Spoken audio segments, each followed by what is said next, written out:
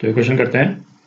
F x दे रखा है function, determine the form of function g x, और जी एक्स क्या है, एफ ऑफ एफ एक्स है ना, कॉम्पोजिट फंक्शन है। And hence find the points of discontinuity of g. Function g x की डिसकंटिन्यूटी कहाँ कहाँ पे होगी वो निकालनी है अपने को। तो कॉम्पोजिट फंक्शन जो है कैसे क्रिएट करते हैं, यानी ये फंक्शंस वाले चैप्टर में अपन डील कर चुके हैं। तो जी एक्स निकालते हैं। तो जी एक्स क्या दे रखा है, एफ ऑफ एफ एक्स। तो अपन क्या करते हैं, जी एक्स के लिए इसमें जहाँ जहाँ पे भी x है वहाँ पे एफ एक्स डाल देते हैं।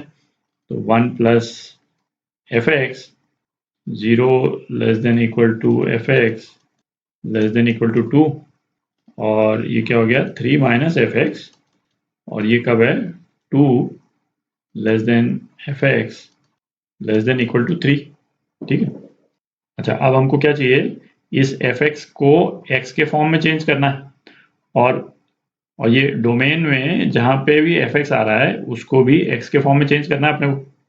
तो पहले ऐसा करते हैं, है ना, एफ एक्स का ग्राफ बनाते हैं अपन। एफ एक्स का ग्राफ बना रहे हैं अपन, x और ये एफ एक्स, ठीक है, 0 से 2 के बीच में। अच्छा, पहले 1 2 और 3 ये यहाँ डिपिक्ट कर लेते हैं, 1 2 3, और यहाँ पे भी ये 1 2 और ये 3। ठीक है, 0 से 2 के बीच में, 0 और 2 इंक्लूडेड, 1 प्लस एक्स। तो ये 1 से शुरू हो रहा है और ये कहाँ तक चला जाएगा, ये 3 तक चला जाएगा।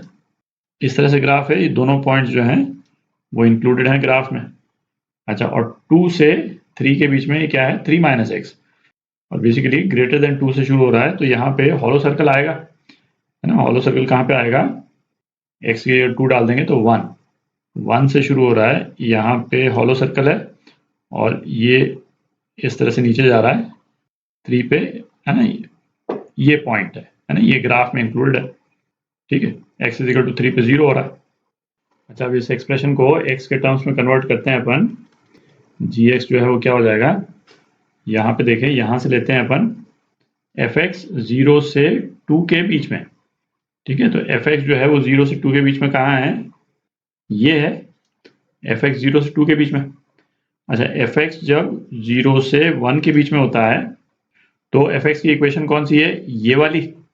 ठीक है, और एफ एक्स जब इसमें मतलब 1 इंक्लूडेड नहीं है, यानी ये हॉलो सर्कल है, और एफ एक्स जब 1 से 2 के बीच में होता है तो इक्वेशन कौन सी है, ये वाली। आप देख रहे हैं यहाँ तक, इस वाली इक्वेशन को मैं यहाँ लिख ही देता हूँ, 3 माइनस एक्स। 3 माइनस एक्स तो एप्लीकेबल होगा जब एफ एक्स 0 से 1 के बीच में है, और 1 से 2 के बीच में क्या एप्लीकेबल होगा, 1 प्लस एक्स वाली इक्वेशन एप्लीकेबल होगी। ठीक है, तो अब इसको लगाते हैं, तो 1 प्लस 3 माइनस एक्स।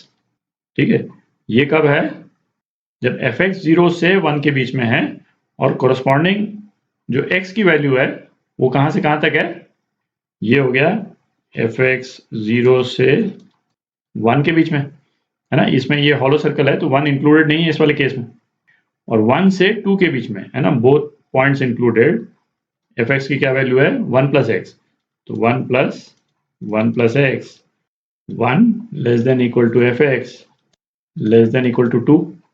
ठीक है, तो ये तो हो गया 0 से 2 के बीच में।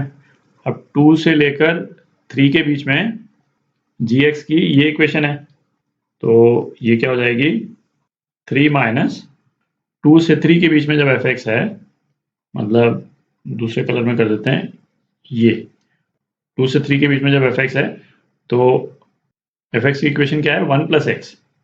ठीक है, तो इसमें अपन क्या लगाएंगे, 3 माइनस 1 प्लस एक्स, और ये कहाँ से कहाँ तक, 2 से 3 के बीच में, 2 less than f x less than equal to 3।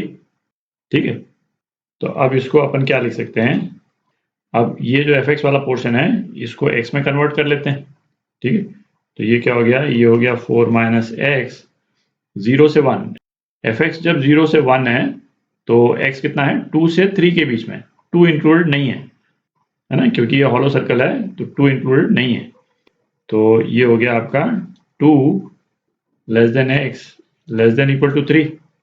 Next कौन सा हुआ, 2 प्लस एक्स, 1 से 2 के बीच में एफ एक्स, है ना, 1 से 2 के बीच में एफ एक्स है, तो x कहाँ से कहाँ तक है, 0 से 1। ठीक है, तो 0 less than equal to x less than equal to 1। और तीसरा क्या हो गया, 2 माइनस एक्स। 2 माइनस एक्स 2 से 3 तक एफ एक्स है ना। 2 से 3 जब एफ एक्स है तो x जो है वो कहाँ से कहाँ तक है, 1 से 2।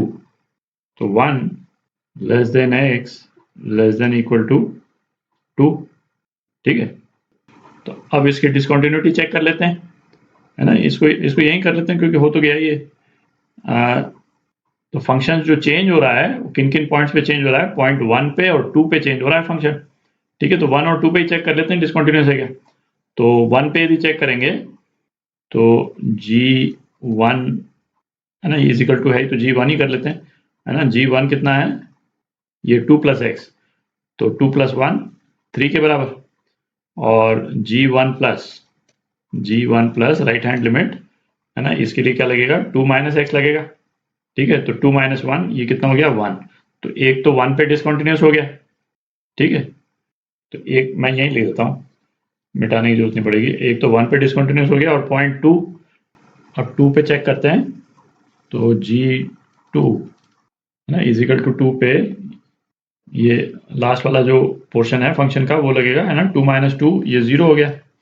और g2 प्लस है ना राइट हैंड लिमिट, इसमें ये 4 माइनस एक्स लग जाएगा, है ना। 2 से ग्रेटर देन 2 वाला पोर्शन है, तो 4 माइनस 2 ये 2 के बराबर, ठीक है। तो 2 पे भी डिसकंटिन्यूस है। तो पॉइंट्स 1 और 2 है ना, 2 पॉइंट हो गए जहां पे ये फंक्शन डिसकंटिन्यूस है, ठीक है। तो ये आपका आंसर। अच्छा, एंड पॉइंट 0 और 3 पे तो अपन चेक कर ही नहीं रहे, है ना। चेक करने की जरूरत भी नहीं है क्योंकि भाई 3 पे ये फंक्शन जो है वो क्या है, स्ट्रेट लाइन है, तो है ना पॉलिनोमियल स्ट्रेट लाइन, तो ये तो कंटिन्यूस होगा ही। और 0 पे भी है ना, 0 पे राइट कंटिन्यूस होगा, 3 पे लेफ्ट कंटिन्यूस होगा, पर कंटिन्यूस ही होगा, ठीक।